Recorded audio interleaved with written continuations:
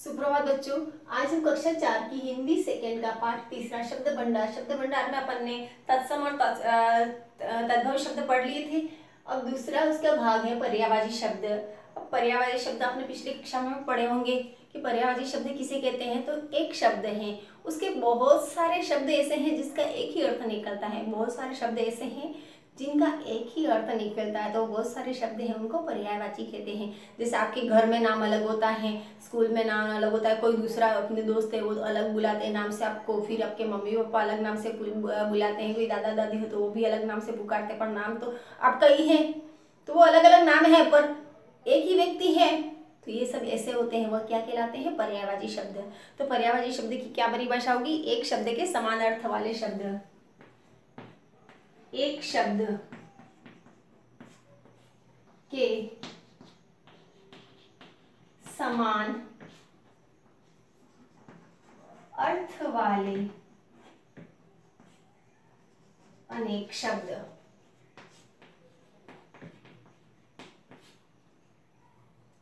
उनको क्या बोलते हैं? अर्थ वाले बहुत सारे शब्द रहते हैं, अनेक शब्द रहते हैं, उनको पर्यायवाची शब्द बोलते हैं।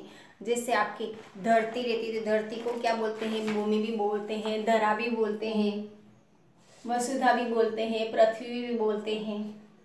जैसे धरती है, धरती की पर्यायवाची क्या क्या होंगे? अपने को तीन तीन याद रखने हैं। धरती को भूमि भी बोलते हैं, भूमि, पृथ्वी, धरा, वसुधा। बहुत सारे नाम है पर नाम एक ही है, एक का ही नाम है, धरती का ही नाम है या भूमि का ही नाम है, सबका नाम एक ही है, एक का ही इतने सारे नाम है। इसी तरह आकाश है, आकाश को अपन क्या क्या बोल सकते हैं? गगन है, गगन, अंबर, आसमान।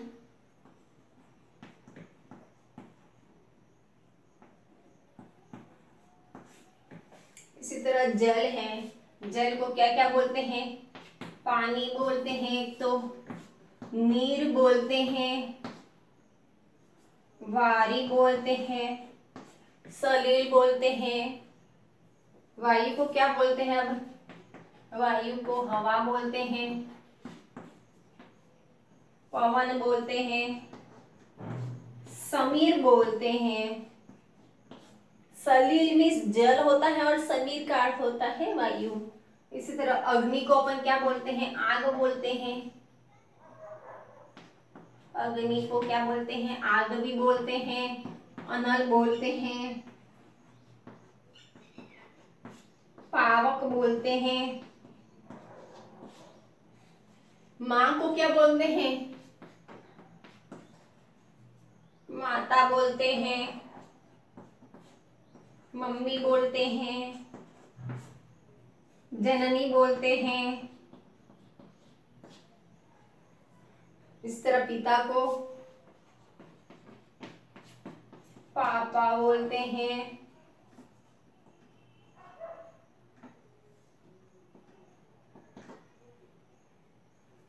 जनक बोलते हैं, बापू बोलते हैं। तो इसी तरह आपके देखिए इसमें मित्र हैं, तो मित्र को क्या बोलते हैं? सखा, सहचर, साथी बोलते हैं। सूर्य को भानु, रवि, दिवाकर। चांद को शशि, निशाकर, चंद्रमा। नदी को सरिता, तटिनी और तरंगिनी बोलते हैं। पर्वत को शैल, नग और भूधर बोलते हैं। पेड़ को वृक्ष, तरु, पादप।